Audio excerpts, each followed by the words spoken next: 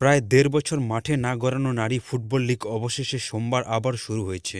গত বছরের ২৮শে মে লিগ শেষ হওয়ার পর এতদিন বাফুফে এমনভাবে প্রস্তুতি নিয়েছে যে অনেকেরই ধারণা ছিল লিগ নয়, হয়তো বিশ্বকাপ আসে। শেষ পর্যন্ত ২০২৫-এ শেষ হওয়ার আগ মুহূর্তে হাঁপ ছেড়ে বাছা মাঠে নামানো হলো লিগ। কমলাপুর বীর শ্রেষ্ঠ শহীদ মোস্তফা কামাল স্টেডিয়ামে উদ্বোধনী ম্যাচে তরুণে ভরপুর বাংলাদেশি সেনাবাহিনীর ২-০ গোলে হারিয়ে তারকাঠাসা পুলিশ এফসিকে। সানজিদা আক্তার, আইরিন খাতুন, সাগরিকা কোহাতি কিসুক নাম শুনেই গ্যালারির লোকজন কাঁপলেও গোলের খাতায় কাঁপুনি ধরিয়েছেন সেনাবাহিনী ফরওয়ার্ড তানিমা বিশ্বাস।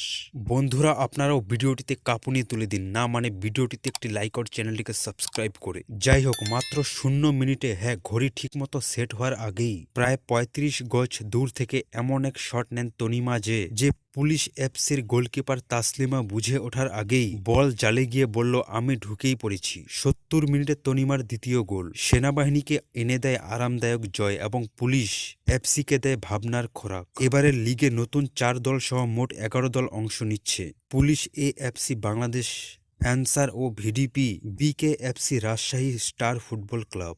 সবচেয়ে সুখবর, এমন থাকছে প্রাইজ মানি। চ্যাম্পিয়ন দল পাবে ৪ লাখ টাকা, অর্থাৎ ট্রফির পাশাপাশি এবার মিষ্টির বিলও নিশ্চিত। প্রচণ্ড ঠান্ডা অপেক্ষা করে কিছু সাহসী দর্শক গ্যালারিতে হাজির ছিলেন। কেউ কেউ আবার খেলা দেখার পাশাপাশি হাত গরম করছিলেন নিজের নিঃশ্বাস দিয়ে। কেউ আবার জ্যাকেটের পকেটে ২ হাত ঢুকিয়ে ভিআইপি উষ্ণতা উপভোগ করছিলেন। শুরুর দিকে তারকা বনাম তরুণদের লড়াইয়ের উত্তাপ কম থাকলেও তনিমার গোল দর্শকদের বুঝিয়ে দিয়েছে যে লিগ ফিরছে, গোলও ফিরছে, আর পুরোপুরি মজাটাও অন।